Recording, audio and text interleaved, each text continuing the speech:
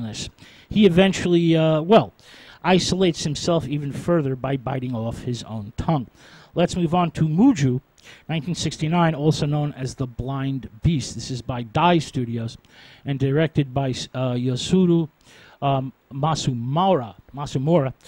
This is a grotesquely fetishistic tale, which was also derived from a story by Japan's leading horror writer, Rampo Edogawa, and was actually directed by one of the fathers of the 1960s Japanese new wave of cinema, Masumura.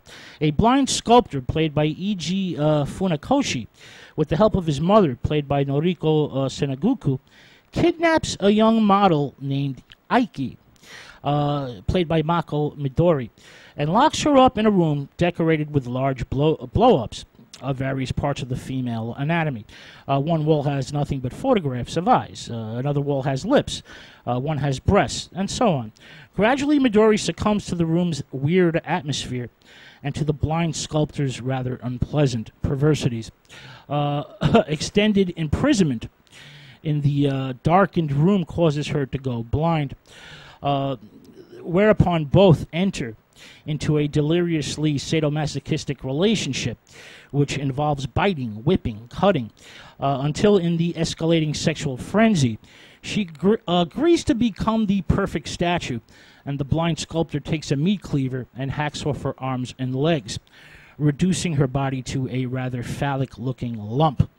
The psychotic Funakoshi then dissolves himself into eternal darkness by committing suicide.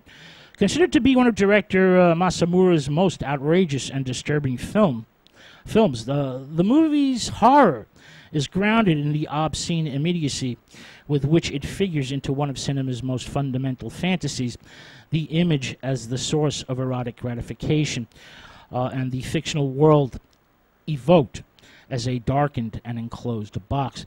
The film's narrative virtually comes to a stop early on in the movie. The scene is set, and the motifs announced early on.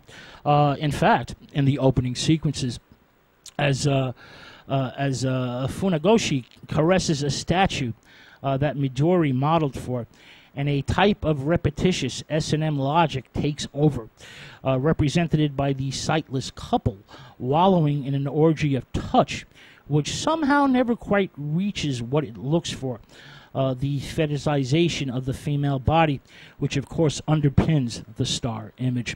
All right, let's move on to Yotsuya Kaidan, 1969, also known as Oiwa no Bore, also known as The Curse of the Ghost. This is directed by Ishimori for